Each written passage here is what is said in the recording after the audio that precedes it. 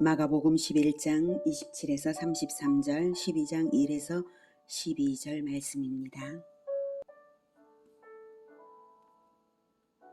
그들이 다시 예루살렘에 들어가니라. 예수께서 성전에서 거니실 때에 대제사장들과 서기관들과 장로들이 나와 이르되, 무슨 권위로 이런 일을 하느냐? 누가 이런 일을 할 권위를 주었느냐? 예수께서 이르시되, 나도 한 말을 너희에게 물으리니 대답하라. 그리하면 나도 무슨 권위로 이런 일을 하는지 이르리라. 요한의 세례가 하늘로부터냐 사람으로부터냐? 내게 대답하라. 그들이 서로 의논하여 이르되, 만일 하늘로부터라 하면 어찌하여 그를 믿지 아니하였느냐 할 것이니, 그러면 사람으로부터라 할까 하였으나 모든 사람이 요한을 참 선지자로 여기므로 그들이 백성을 두려워하는지라. 이에 예수께 대답하여 이르되, 우리가 알지 못하노라. 하니 예수께서 이르시되 나도 무슨 권위로 이런 일을 하는지 너희에게 이르지 아니하리라 하시니라. 사랑하는 형제 여러분, 4월 12일 화요일 고난주간 새벽 묵상에 잘 오셨습니다. 고난주간 월요일에 예수님께서는 열매 없는 무화과 나무를 저주하시고 성전에 들어가셔서 만민이 기도하는 집을 강도의 소굴로 만들었다면서 타락한 성전 권력을 겨냥해서 꾸짖으시고 성전 정화를 하셨습니다. 그러니 성전 권력자들이 가만히 있지를 않는 것이죠. 화요일에 그들의 집요한 공격이 들어오는데요. 먼저 첫 공격은 무슨 권위로, 누구에게 받은 권위로 이런 일을 하느냐, 즉 성전 정화를 누가 하라고 시켰더냐, 이런 것이죠. 27, 28절 이런 질문은 바로 이스라엘의 최고 권위를 가진 자로서 질문을 한 것입니다. 그러니까 우리가 너에게 권위를 준 일이 없는데 네가 감히 최고 권위에 도전하느냐, 이런 의미이고요. 성전 권력을 남용하는 악행을 회개하기는커녕 권위주의로 누르려는 것입니다. 마치 성전을 자기들의 것이라고 착각하고 있는 것입니다. 예수님은 즉답하지 않으시고요. 질문으로, 반문으로 답하시는데요. 요한의 세례가 하늘로부터냐 사람으로부터냐, 그 질문에 먼저 대답하면 나도 대답하겠다 하십니다. 권위의 출처를 물으니까 예수님도 권위의 출처를 물으신 것이죠. 질문이지만 내가 바로 그리스도다라는 대답이 숨어있는 질문이십니다. 왜냐하면 요한을 하나님의 선지자로 믿은 사람들은 그리스도를 기다리던 사람들이고, 그래서 요한의 세례를 받았고 요한의 증언을 듣고는 예수님은 그리스도다라는 사실을 알았거든요. 요한을 인정하면 예수님이 그리스도이신 것을 인정하는 것이 당연한 것입니다. 그러나 종교 지도자들은 정치적 계산법에만 익숙한 자들입니다. 요한의 세례를 받지도 않았고요. 그리스도를 기다리지도 않았던 자들이고, 하나님을 섬기는 채 하지만 자기들의 권위를 드높여서 탐욕을 채우고는 하나님보다 군중을 오히려 더 두려워하죠. 그래서 거기는 지금 성전은 늘 군중들이 있기 때문에 6월절에 그래서 계산적인 대답을 합니다. 모르겠다라고요. 그러자 예수님께서 그렇다면 나도 말하지 않겠다라고 말씀을 하셨습니다만, 바로 이어서 말씀하신 악한 농부 비유에 대답이 다 들어 있습니다.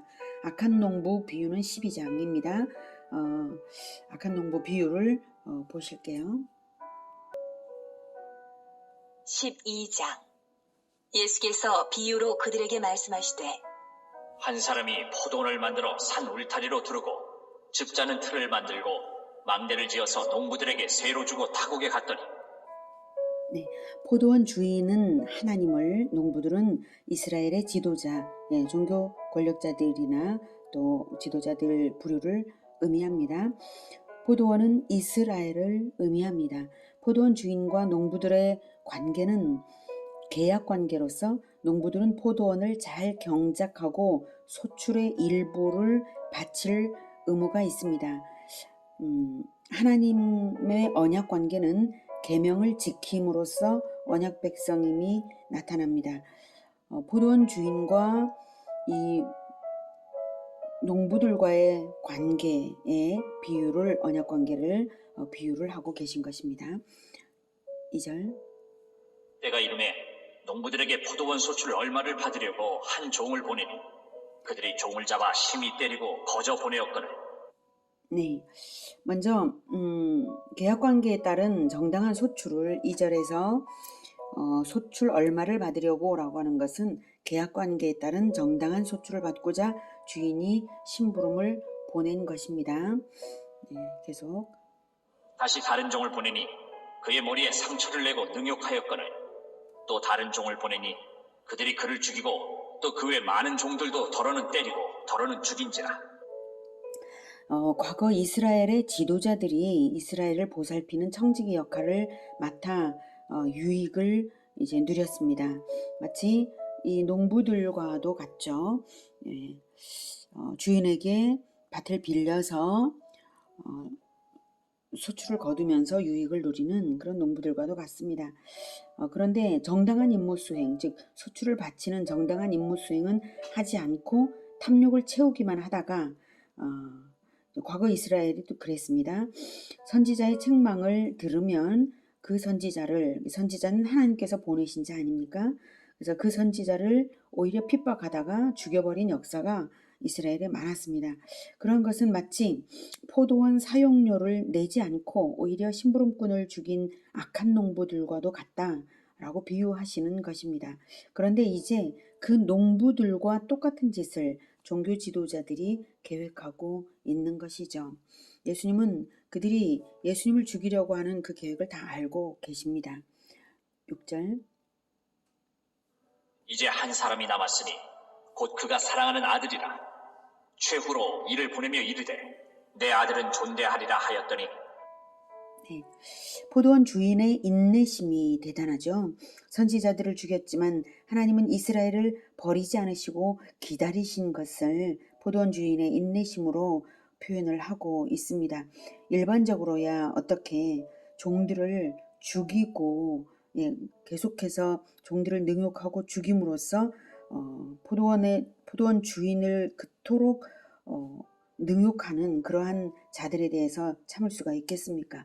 그런데 상상 이상의 인내심을 발휘하는 이 포도원 주인처럼 하나님은 이스라엘을 끝까지 버리지 않으시고 기다리신 것입니다. 이제 사랑하는 아들을 보낸 것은 하나님이 독생자 예수님을 그리스도로 보내신 것을 뜻합니다. 그리고 최후로 보냈으므로 이제는 그리스도를 존대하지 않으면 하나님께 버림을 받을 것은 자명합니다. 7절. 그 농부들이 서로 말하되 이는 상속자니 자 죽이자. 그러면 그 유산이 우리 것이 되리라 하고 이에 잡아 죽여 포도원 밖에 내던졌느니라. 농부들은 포도원을 차지하려는 탐심으로 상속자인 아들을 죽였습니다. 그 당시 법에는 무연고자의 유산은 가장 먼저 소유권을 주장한 자에게 돌아가도록 되었기 때문에 상속자를 죽이면 포도원은 무연고 유산이 되고 농부들이 차지할 수 있기 때문입니다. 이 비유는 유대 종교의 교권주의자들이 유대 종교를 통해 자기들의 탐심을 채웠다는 것을 알게 합니다. 하나님께서 맡기신 성전, 하나님께서 맡기신 이스라엘이라는 나라를 마치 자기들의 소유인 양 좌지우지하면서 탐심을 채우고 있죠. 그리고 그 탐심 때문에 하나님의 아들을 더욱 죽이려 한다는 것도 알 수 있습니다. 주인의 외아들을 죽여서 포도원 밖에 내던졌다는 것은 교권주의자들이 그리스도 예수님을 십자가에 못 박아 죽일 것을 비유적으로 예언하신 것입니다. 9절. 포도원 주인이 어떻게 하겠느냐? 와서 그 농부들을 진멸하고 포도원을 다른 사람들에게 주리라. 결국 비유적인 이 예언대로 주후 70년 예루살렘 성전은 로마군에 완전히 파괴되고 이스라엘의 국가적 형태는 멸망했습니다. 유대인은 더 이상 하나님의 구원 역사의 주역이 되지 못하고 복음은 예수를 그리스도로 믿는 기독교인들에게 영적 주도권이 넘어갔습니다. 10절. 너희가 성경에 건축자들이 버린 돌이 모퉁이의 머릿돌이 되었나니 이것은 주로 말미암아 된 것이요 우리 눈에 놀랍도다 함을 읽어보지도 못하였느냐. 하시니 이 인용을 하고 계시죠. 건축자의 머릿돌이 모퉁이의 머릿돌이 되었나니 이것은 주로 말미암아 된 것이 우리 눈에 놀랍도다. 이것은 시편 118편 22, 23절을 인용하신 것인데요. 국가 건설을 건축으로 비유해서 또는 성전 건축을 비유해서 버림받은 돌이 새로운 건축물의 머릿돌이 된다는 것은 새로운 나라의 왕이 된다는 뜻입니다. 머릿돌은 새로운 나라의 왕을 의미합니다. 시편의 많은 시가 다윗 왕의 시들인데요. 118편 역시 그렇다면 사울 왕에게 쫓겼던 초라한 다윗이 후에 이스라엘의 왕이 된 사실을 반영한 것입니다. 예수님은 이것을 자신에게 적용하셔서 새로운 하나님 나라의 머릿돌이 되는 왕이 바로 예수님 자신임을 말씀하시는 것이고요.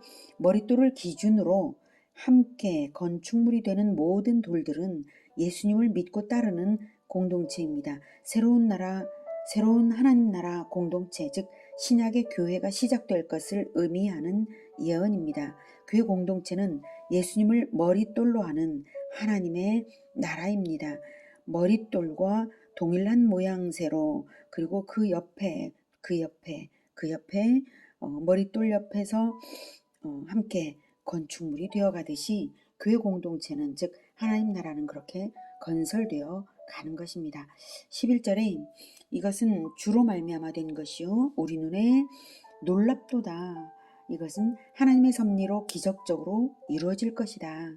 인간이 감히 상상할 수 없었던 일이라는 것입니다.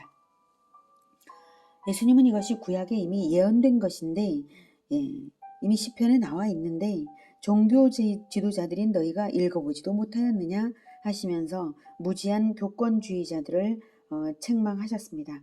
12절 그들이 예수의 이 비유가 자기들을 가리켜 말씀하심인 줄 알고 잡고자 하되 무리를 두려워하여 예수를 두고 가니라. 교권주의자들은 자기들의 완악함, 탐심, 무지함을 꾸짖는 말씀인 줄을 알았지만 회개하기는커녕 오히려 예수님을 즉각 체포하고 싶었습니다. 하지만 교권주의자들은 예수님을 따르는 군중이 무서워서 자리를 피했습니다. 관리자의 권위는 주인에게서 나옵니다. 모든 것의 주인은 창조주 하나님이십니다. 그러나 성전 권력자들은 하나님을 주인으로 높이지 않았습니다. 그들은 오히려 군중을 더 무서워했죠. 그리고 자기 자신들의 탐심을 섬겼습니다.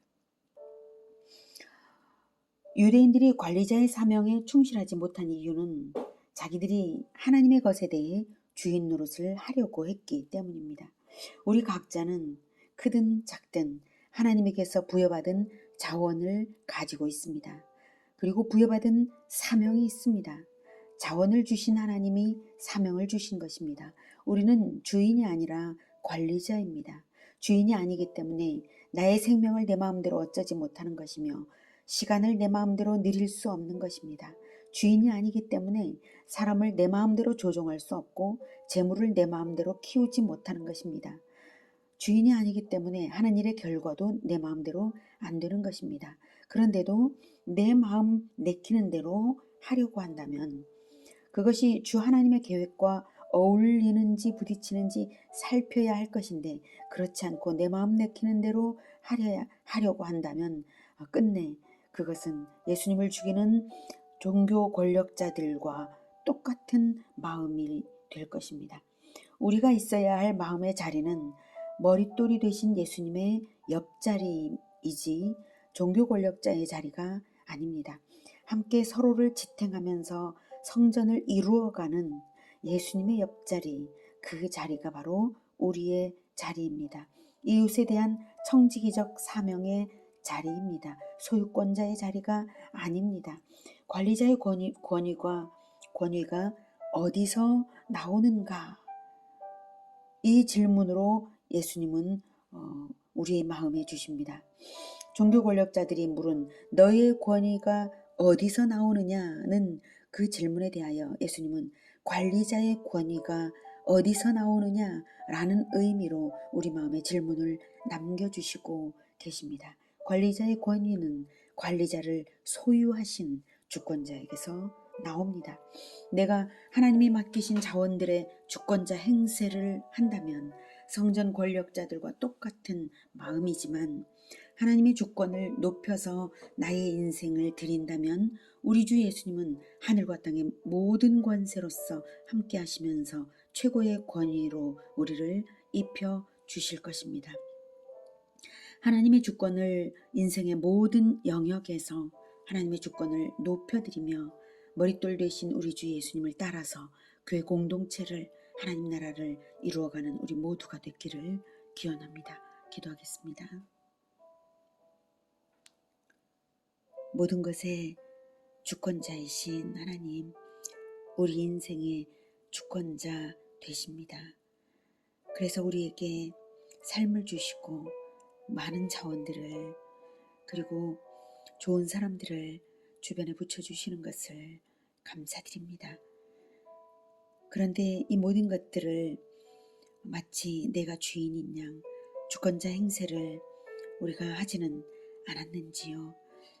우리가 주권자 행세를 하던 모든 그것을 용서하여 주시며 이제 오직 머릿돌 되신 주 예수님 옆에 나에게 있는 모든 것이 하나님의 것임을 잊지 않으면서 머릿돌 되신 주 예수님 옆에서 교회 공동체를 세워가고 하나님 나라를 위하여서 하나님께서 주신 모든 자원들을 사용하는 그러한 우리가 되게 도와 주시옵소서.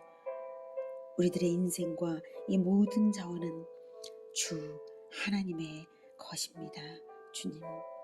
주님께 충성하며 살아가는 우리 모두가 되게 도와 주시옵소서. 예수님의 이름으로 기도드립니다. 아멘. 이어지는 시간은 개인 기도 시간입니다.